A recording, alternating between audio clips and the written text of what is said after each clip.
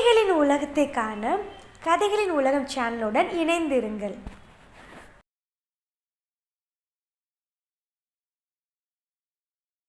ஒரு காட்டுல ஒரு சின்ன குளம் ஒன்று இருந்துச்சு. அந்த குளத்துல 3 மீன் நண்பர்கள் இருந்தாங்க.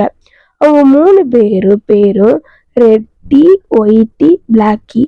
இவங்க 3 பேரும் 3 விதமான கேரக்டர் உள்ளவங்க.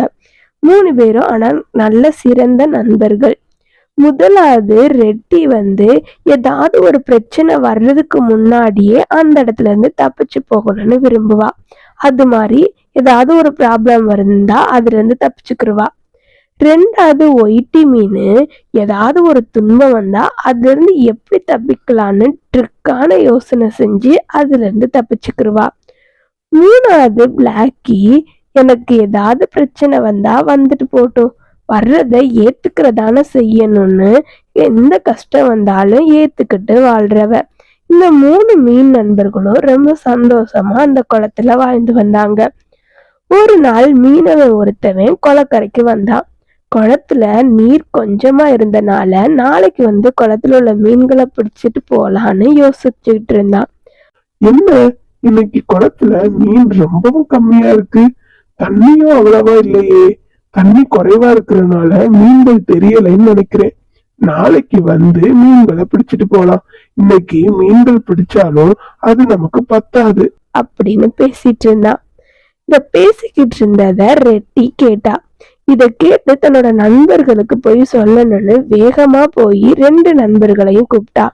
நண்பர்களே, பிளாக்கி, ஒயிட்டி, நம்ம ரொம்ப கவனமா இருக்கணும். நாளைக்கு மீனவன் நம்மளெல்லாம் பிடிச்சிட்டு போறான். அதனால நம்ம சீக்கிரமா இந்த குளத்தை விட்டு போகலாம். என்னோட வர்றீங்களா அப்படின்னு கேட்டா. ஆனா ரெட்டி கேட்டதுக்கு 2 பேரும் சைலண்டா இருந்தாங்க. என்ன எதுவுமே பேச மாட்டேங்க அப்படின்னு ரெட்டி கேட்டா.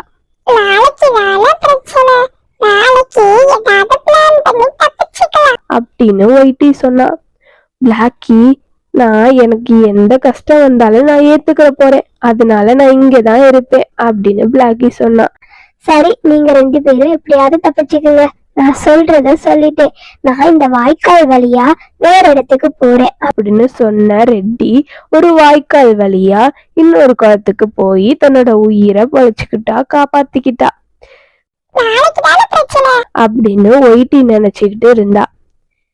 பிளாக்கி வர்றத வரட்டும், எது வந்தாலும் விதிவசம் அப்படின்னு சும்மா இருந்தா. மறுநாள் விடுந்துச்சு. மீனவன் குளத்துல மீனை பிடிக்கிறதுக்காக வலை வீசினான். உடனே ரெட்டி செத்து போன மாதிரி வலையில அப்படியே படுத்து கிடந்துச்சு.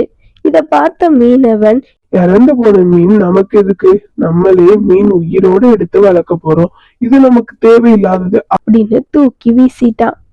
தூக்கி குளத்துக்குள்ளே வீசின உடனேயே ஒயிட்டி வேகமா அதுல தப்பிச்சு போய் ஒரு இடத்துல ஒளிஞ்சுக்குச்சு.